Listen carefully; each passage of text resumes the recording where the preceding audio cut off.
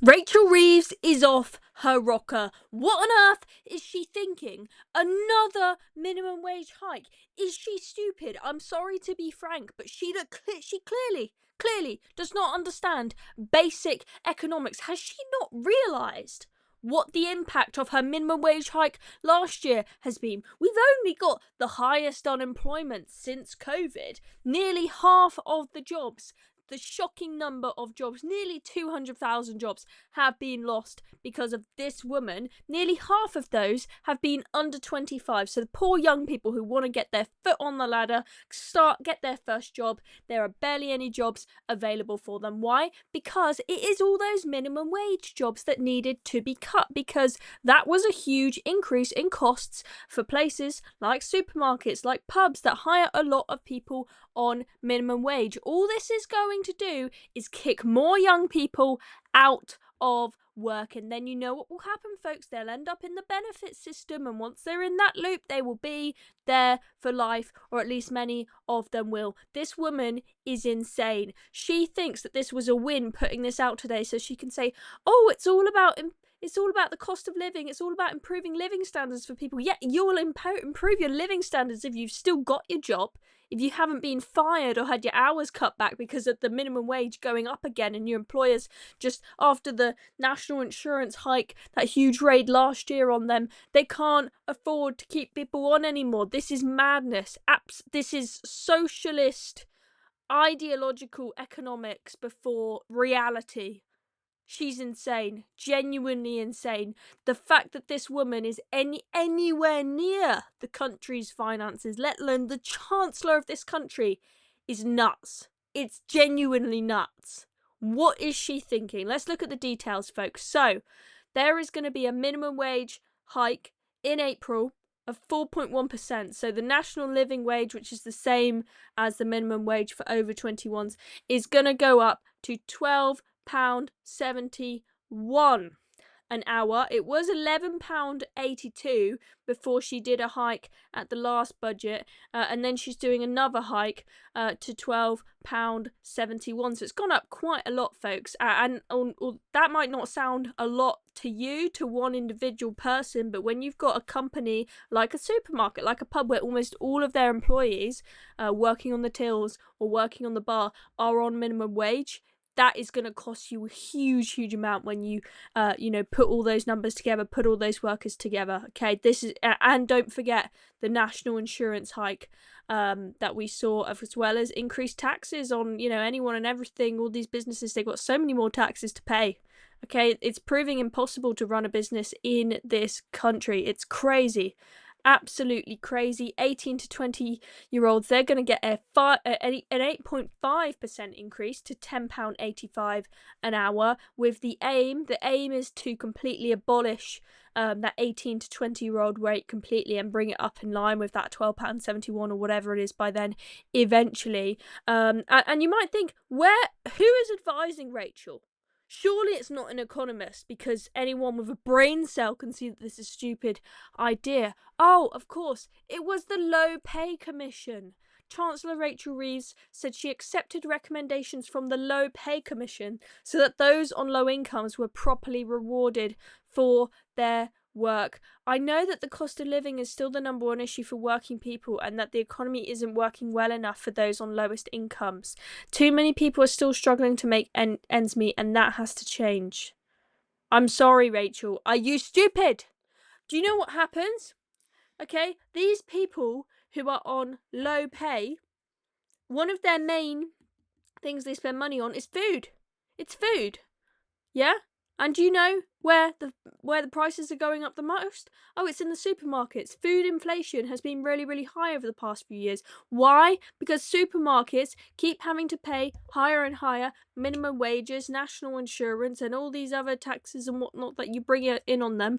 Okay? Maybe if you stop hiking up wage prices and hiking up taxes like crazy, then people's cost of living will come down, Rachel. This is a quick fix. This is a band-aid. You tried it last year, and guess what? It didn't work. So why are you doing it again? Have you got no more ideas in your little hat of about well, no ideas. Well, you have some stupid ideas, but none of them work. I'm sorry I'm ranting today, guys, but this is actually ridiculous. It's actually ridiculous.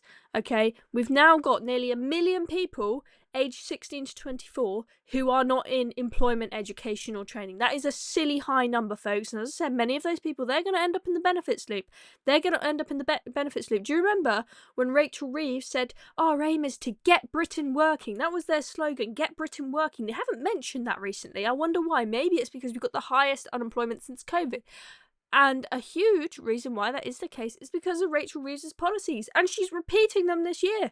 She's nuts. She's genuinely nuts. Hospitality, they're going to really struggle. Kate Nichols, chair of trade, the trade body UK Hospitality, said hospitality businesses have reached their limit of absorbing seemingly endless additional costs. They will simply all be passed through to the consumer, ultimately fueling inflation. Let's not forget, folks, what the hospitality industry went through with COVID. How they were all shut down. Some of them were able to get some money back and some help, but it was the death of many businesses, especially in hospitality.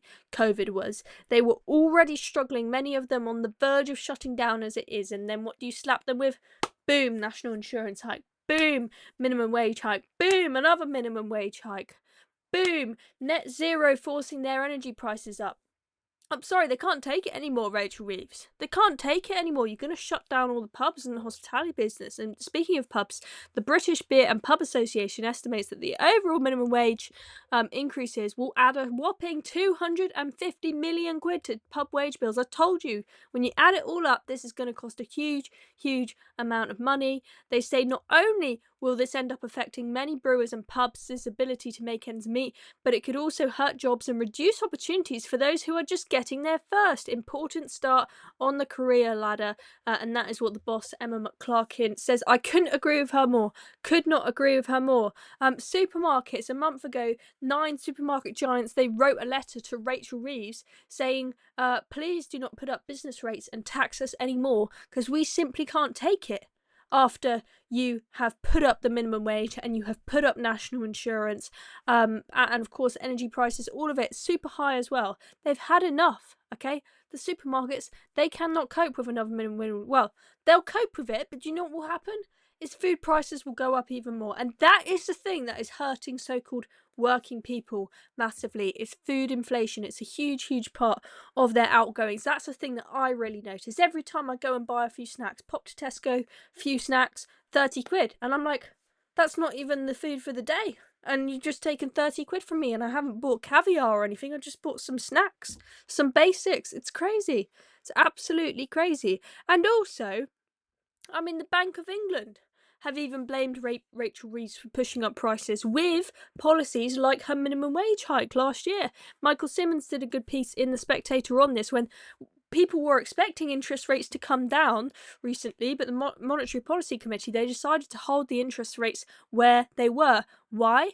Because inflation was not under control enough for them to do so. They were hoping inflation rates might come down a bit, but no, they were held because of Rachel Reeves's stupid policies. And I will show you the snippet of the Monetary Policy Committee report clearly showing this. It says unusually large increases in administered price, such as vehicle excise duty and sewerage charges, are currently estimated to account for 0.4 percentage points of the overshoot CPI inflation from target. That's a bit of a net zero policy there, affecting the prices. Food, beverage and tobacco prices are estimated to be contributing a further 0.4 percentage points.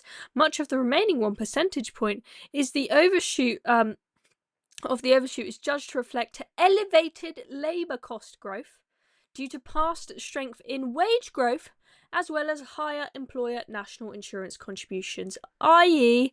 a big part of the inflation issue we've got in this country at the moment is the labour costs coming from high minimum wage and high national insurance contributions. Those two things, they're not global wet headwinds, they're not Liz Truss's fault, they're not Brexit's fault, and all these other things that she's using to blame the state of the economy is her fault. She chose to do that at the budget last year. What she decided to do after it was a total failure and caused all these problems, inflation, huge unemployment, she's like, let's just do it again. Let's just hike the minimum wage again and say, we're for the workers.